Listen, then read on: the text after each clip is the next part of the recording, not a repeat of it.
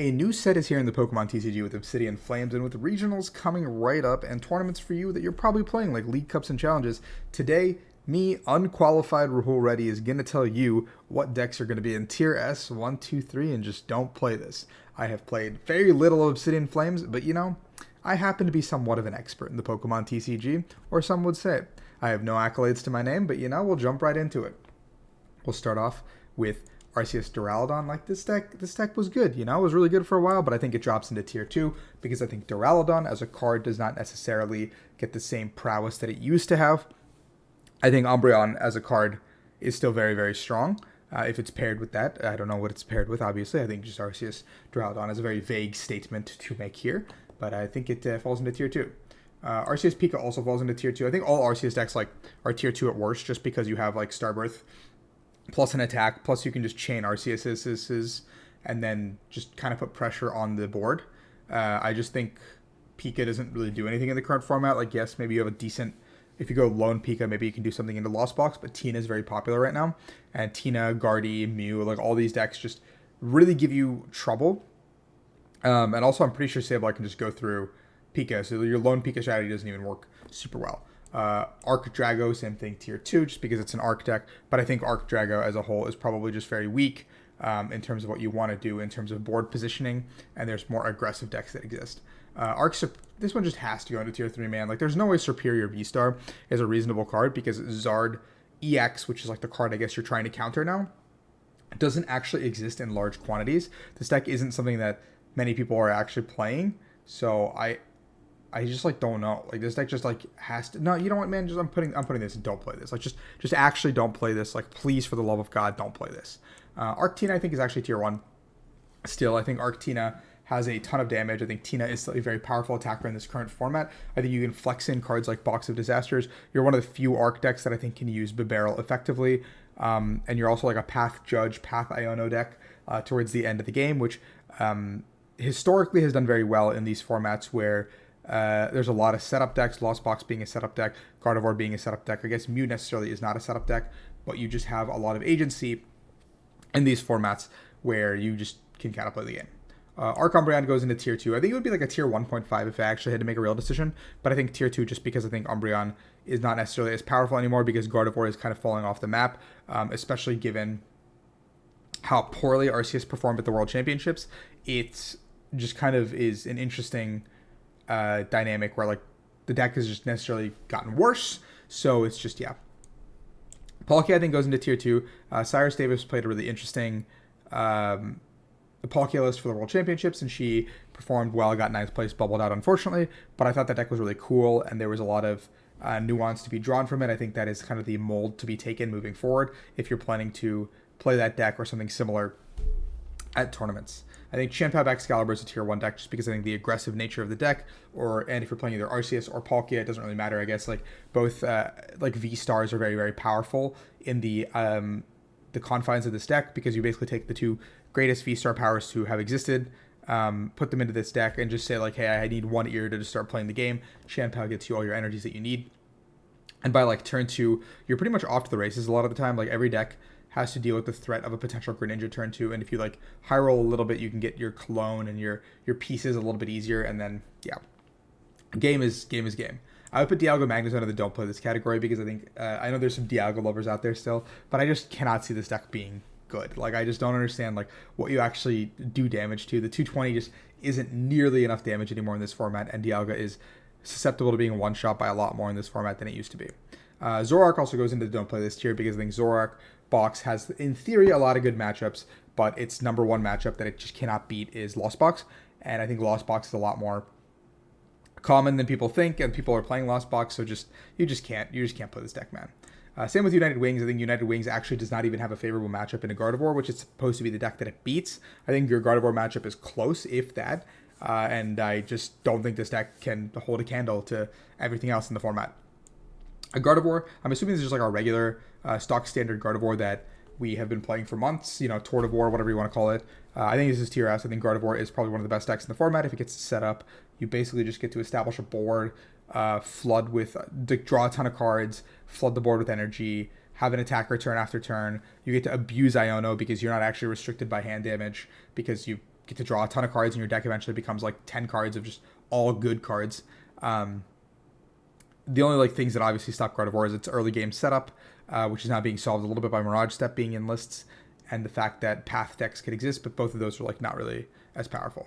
I'm gonna put Gardevoir Mewtwo in tier 3 just because I think this deck is like probably dog shit. Like I'm assuming it's like counter Guardy, and I think counter Guardy is like just so easily playable, like outplayable by like good players that are just like, hey, I just don't need to do anything, and you're gonna lose the game naturally. And it's just like a product of like how that works. I just think this deck is worse than every other deck that exists, but it's not like a don't play this tier. Like you can play it, I guess, for cups, but like I just wouldn't play it. And Guardy Path would go into the don't play this tier. I just don't think Path is like, it's so prohibitive to your own game plan that like I don't even understand like in the mirror match if you're gonna go like Iono Path or something towards the end of the game. Like that's not what wins the game. What wins the game is basically being able to go get like a Killer Guardy EX on a very crucial turn with something like Zacian, or even a Baby Guardy with Reversal if you can actually power up like perfectly. If you get Reversal on the 6 energies and get the boss on the Gardevoir, you get to set the tempo from that point onwards, because now your opponent has to establish a second Gardevoir, which then Zacian wins the game for you. So stuff like that is just like making tempo plays in the mirror is really what matters, where you're just picking off each other's Curlias and putting each other in awkward positions to actually play the game. But in the mirror, you're not like really touching each other's hands very often, because like those Ionos early game are still putting each other at 6. So both players are going to be down to like 10 cards in their deck by the end of like turn 4. Goodra is in tier 3. I think Goodra is like very weak still in the format. I don't really know what it does better than the other Lost Box variants right now, which is why I put it at tier 3. I know some players did play for the World Championships, and some players had moderate success. I just don't personally see a world where it is better than the decks that already exist out of Lost Box Engine. I think Lost Box Turbo is tier S, just because I think the deck has so much going for it. You are very aggressive. You have a lot of pieces. You have cards like Drapion to deal with Mew. You have cards like Dragonite that put a lot of pressure on Arceus decks. Raikou deals with the new Urshifu and Teleon threats. Obviously, the matchup is still not good, but he can deal with it. And then Sableye is just one of the more oppressive cards that has existed in recent times. Just getting to Sableye aggressively can put a lot of pressure on your opponents. I'm going to put Tina in tier 1, not just because I think Tina is like bad or something. I think Tina is like a very good deck. I just think that Tina necessarily is super finicky. I just think like sometimes you have like really awkward opening hands because you have to play these cards like these now 3/3 stage 1 line in your Lost Box decks. You have to Abyss Seeking early game to kind of play the game sometimes, and that puts you at a potential prize deficit of 2. However, that is balanced out by the fact that Star Requiem is incredibly powerful, and you still do get to use Jet Energies and like Sableye, and like you're a path deck at the end of the day, so you need your opponent to stumble. But I just don't think you have a great matchup into both the tier S decks. That's kind of how I base that on. I would put Stabilizard in tier 3 just because like even if you're playing like the Zard EX package or whatever, I just think like your ability to gain hand advantage is non-existent. Unlike the other Lost Box decks, like Giratina and Sableye can both use the Greninja very effectively, but you can't play Greninja because you don't have that many energies and you can't actually draw that many cards. The one benefit is, I guess, you have more attackers, but the problem is if you don't have an opening hand chorus, you just kind of lose the game, which I just don't like. I think Path Lugia is actually in a really good spot, but I'm going to put it in tier 2. I think Path Lugia is in a position where if you just, it just came off winning the World Championships in seniors, I believe, but if you just get to like get your path established early, Snorlax is a pretty scary attacker to deal with therapeutic energy, especially, where it just kind of like just chips away at you. And obviously I think there's like cards like Weird Ear, which could be very, very strong to just close out games. I think people might not expect it nearly as much. Sure, you lose the one-shot threat of Single Strike, but you also don't have the high-end variants where like you need that Archeops on turn 2. Like sometimes you can just go attach GT, attach GTE, 180, and don't even need to go into Archeops immediately, which I think is like a cool part of this version of Lugia, because all the attackers can theoretically now attack for 2 attachments from hand. I put Single Strike also into tier 2 because I think Lugia's Single Strike is, if you set up, you have like a very high skill ceiling, or not skill ceiling, but like just power level. But obviously the problem has been recently setting up and playing the game. I think decks like Tina and Gardevoir really do give you a lot of trouble to play the game. Like I don't think those matchups are necessarily favorable. And I think Mew being popular again is one reason for Lugia to potentially come back into the metagame, because Mew is a very good matchup for Lugia as long as you can just pound through those paths. Fusion Mew obviously being like, if I lose on turn 1, I lose on turn 1. So just don't play Meowscarada. I just like don't know what to say about this guy. Just don't play it. I feel like that's a very reasonable thing to say. I just wouldn't play it. Dtmu I think goes into tier 3 just because while Dtmu used to be very, very powerful, Now with Tomb, Drapion, all these cards coming into the format, I think Tomb is just something that's a little bit too much to overcome. I think you're just in a position where sometimes they'll set up and play the game and you don't get to play the game, and you don't even have a counterplay or anything. You just can sit down sometimes and you've lost a round already. So that's just something that I personally don't like. I guess people could disagree with me on this one, but I think this is just like tier 3, tier 3. I think Fusion Mew goes into tier 1 just because then the deck is very powerful right now. It's coming off a World Championship win. It's coming off of multiple good finishes across the board. I think Fusion Mew has the potential to just kind of high roll a tournament and like win games that you're not supposed to win just because of the aggressive nature of the deck. In late game, you have Path Judge, Path Iono, whatever you want. And Forest Sealstone is one of the best cards in the game. All things being said, Mew very good. Fusion Mew has awkward hands at times. Doesn't have the greatest matchups in about the tier S decks, but that being said, it can still deal pretty well with everything else. Morada I actually put into tier 1. I think Morada has been surprising me lately at how good it's been. Especially Andrew Mahone's like Path, Bravery, Charm, like Disruption, aggressive build that just focuses on doing one thing very linearly. And it has like surprised me with like how good the deck has been performing at locals or just performing in general. And I'm just like, oh, well, I mean, like maybe this deck has some potential. Maybe this deck can hold its own with the big boys. That being said, I do think Miraidon does struggle against Gardevoir. I think it struggles against like Mew and Tina to some extent. So it's just kind of like, can you play the game? Like, can you win the game before your opponent gets to play the game? And I think a lot of the time the answer is no for Miraidon against some of the tier 1 and tier S decks that I have above it.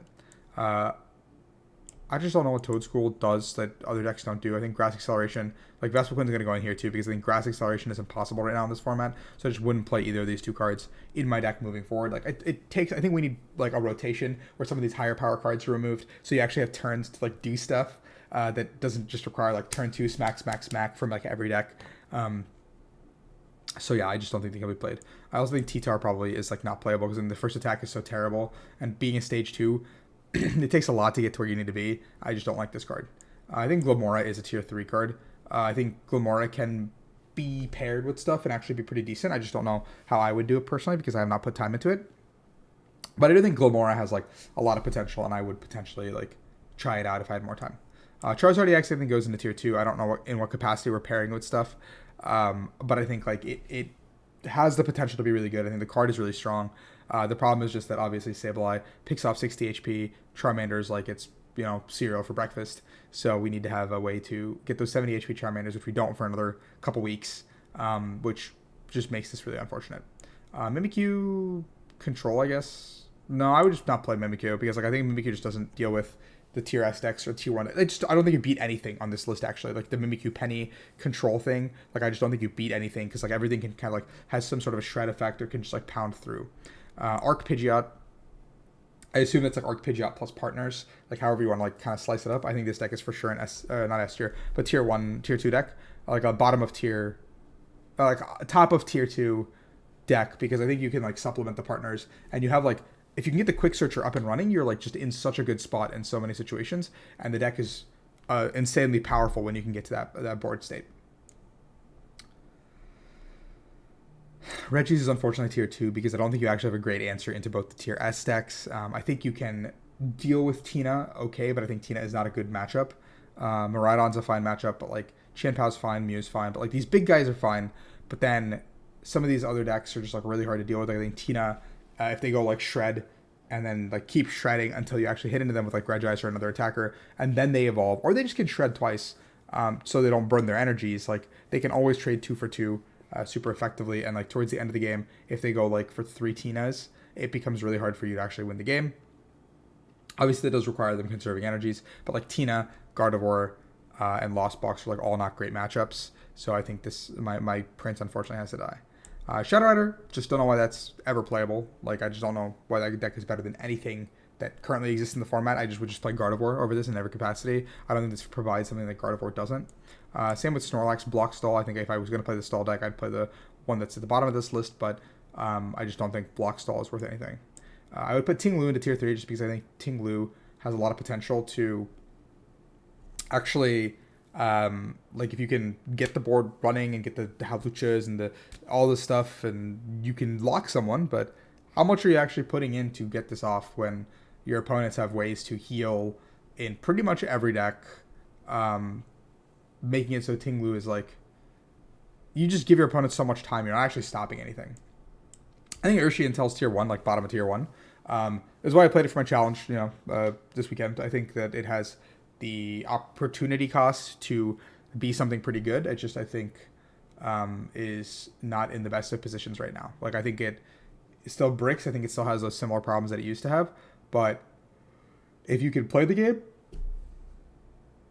good deck.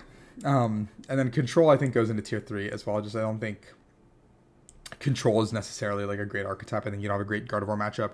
Tina is probably unfavored as well because Tina's can kind of like shred through all of your like tech stuff, and I'm assuming your only way to deal with that kind of things is like hammer, and just hope that your hammers stick. I'm sure you can like get a Chanpao or like a Urshifu deck or something and beat them, but yeah, I think this is my general tier list going into Pittsburgh. I think this is our only regionals in the Obsidian Flames format. I think we get 151 for the next one. But that being said, if you guys enjoy these kinds of tier lists, let me know in the comments down below what other tier lists you want me to do. Please like and subscribe, and peace out.